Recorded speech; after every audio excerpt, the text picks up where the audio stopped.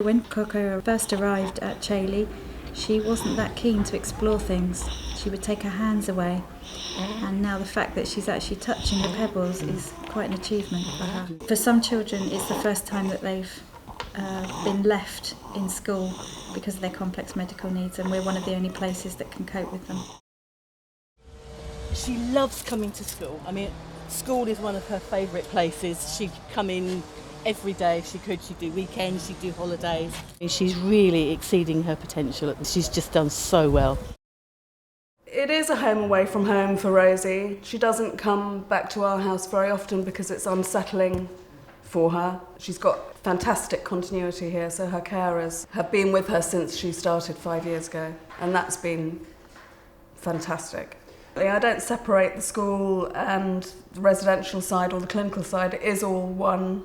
I think Rosie's life here is absolutely fantastic because the communication is so good, and we're all here for Rosie to get the best possible life that we can for her. We lived in Leeds, so we looked at the special schools in Leeds. Unfortunately, a lot of them are generic schools, so they have children with a wide range of disabilities, and because of that, there isn't the specialism that you have in Chailey.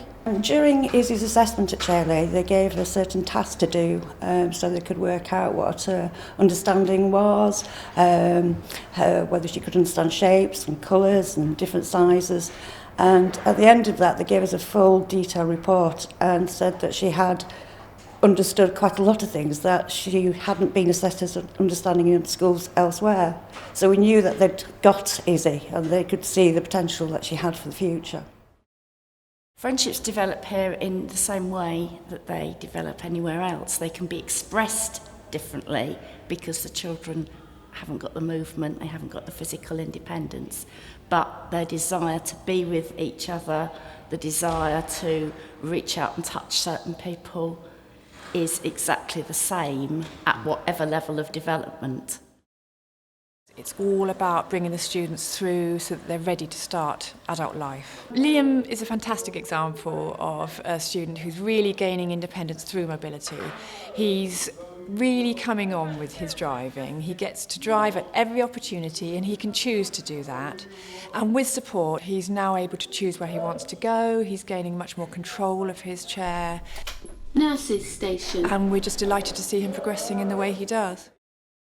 So Toby and I have known each other now for about a year since I started working, and we've got along quite well because we've got quite a good relationship, obviously both being guys of roughly the same age. Well, often we chat a lot, we do a lot of activities together in the Life Skills Centre, which we both enjoy, I suppose, even if Toby might say sometimes he doesn't.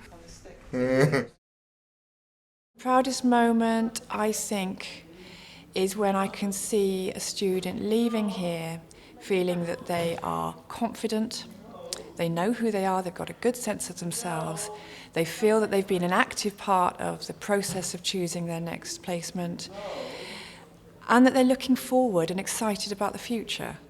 You've got to say bye. Bye!